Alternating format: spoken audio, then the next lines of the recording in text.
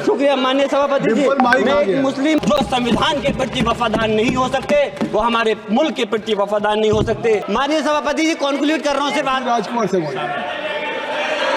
मैं आज यहाँ मजलूमों की आवाज बनकर खड़ा हूँ। उन करोड़ों भारतीय मुसलमान और अल्पसंख्यकों की जद्दोजहद और हक की बात करना चाहता हूँ जो इस देश का टूट हिस्सा हैं। मेरे अल्फाज बंटवारे के नहीं बल्कि इत्तेहाद के हैं। मेरे अल्फाज मायूसी के नहीं बल्कि एक उम्मीद के हैं।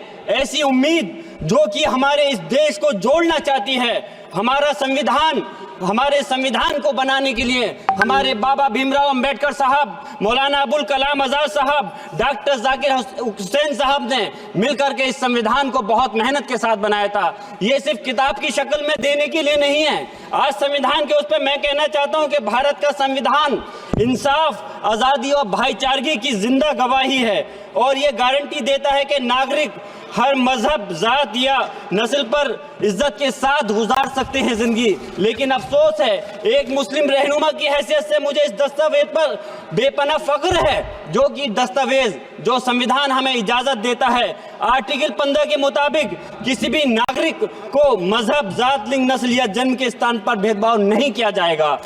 आर्टिकल 19 में बोलने के अभिव्यक्ति की आज़ादी का हक दिया गया है जो कि हमारे अधिकारी को हक की आवाज़ को छीनने का आप काम कर रहे हैं। आर्टिकल 25 अपने मजहब को मानने और उस पर अमल करने की आज़ादी देता है। आर्टिकल 29 के तहत अल्पसंख्यकों के हकों की हिफाजत करने के लिए प्रावधान किए गए हैं। लेकिन आप तो हमारे हकों की छीनना चाहते हैं।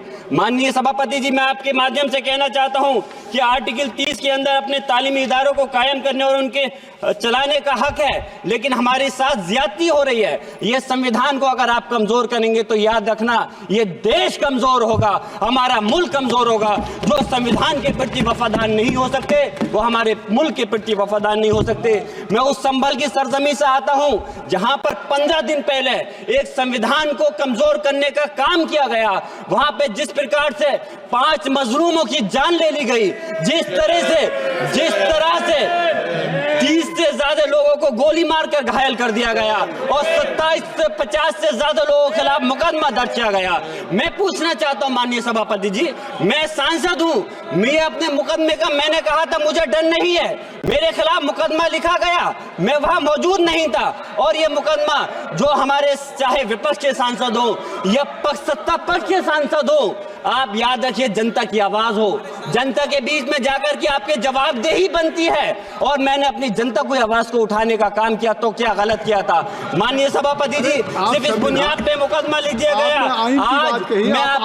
आज मैं आपको बताना पॉइंट पे बोल रहा हूँ, संविधान पर ही बोल रहा हूँ। माननीय सभापति जी, आज मैं चाहता हूँ उन लोगों को इंसाफ मिलना चाहिए जो जिन्होंने ज्यादती की है, उनको सजा मिलनी चाहिए। और आज एक इमाम को सिर्फ इसलिए गिरफ्तार कर लिया गया संभल के अंदर कि सिर्फ उन्होंने अजान लाउड स्पीकर से दे दी थी। अफसोस है कि आज हमारे साथ ऐसी ज्यादती हो रही है। माननीय अध्यक्ष जी, हमारा संविधान किसानों को मजबूती की बात करता है जो इस देश की रीढ़ की हड्डी है। 130 किसान जो 10 दिन से ज्यादा समय से जेल में बंद हैं, आप किसानों को हक नहीं दे पा रहे तो किसको हक देने का काम करोगे? मैं अफसोस करता हूँ आज पूरे प्रदेश और मुल्क के अंदर जिस तरह से हमारे लोगों की हिफाजत नहीं की जा रही। एक मॉब लिंचिंग सिर्फ धर्म के नाम पर, अगर कोई मुस्लिम है, ओबीसी है या पिछड़ा समाज का, एससी समाज का है तो नाम पूछ कर करके उसकी हत्या कर दी जाती है। बुलडोजर चलाए जा रहे हैं। हेट स्पीच, अगर कोई हम कुछ बोलते हैं तो हेट स्पीच करके मुकदमा दर्ज कर देते हैं। और जो हमारे धार्मिक आका हमारे सल्लल्लाहु अलैहि वसल्लम की शान में गुस्ताखी करता है उनके खिलाफ कोई कार्रवाई नहीं। मेरे पास समय कम है इसलिए तेजी के साथ में मुझे बोलना पड़ रहा है। माननीय सभापति महोदय जी, ये सवाल बंटवारे का नहीं बल्कि हम वतनों के लिए जिनका जमीर मर गया है उनके जमीर को जिंदा करने के लिए है।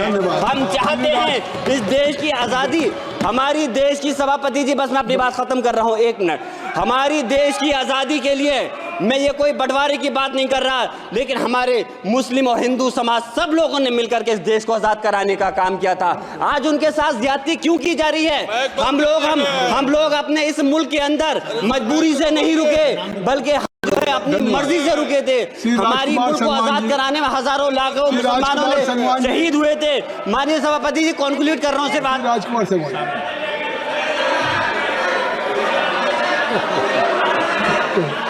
तो आप कंक्लूड करें ना, आप कंक्लूड कर लें। माइक,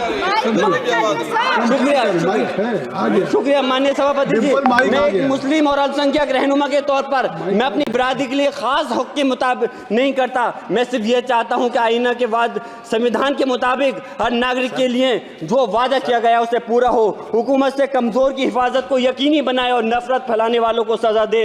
और मैं अपनी बात इस शेर के साथ खत्म करना चाहता हूं जो कि हबीब जालिब का शेर है। ऐसे जुल्म सुबह बेनूर को मैं नहीं मानता, मैं नहीं जानता, मैं भी खाइफ नहीं तख्ताए दार से, मैं भी मंसूर हूं कैदो अगियार से, क्यों डराते हो जिंदान की दीवार से, जुल्म की बात को जहल की रात को मैं नहीं मानता, मैं नहीं जानता। श्री राजकुमार संगवान जी, श्री राजकुमार संगवान जी।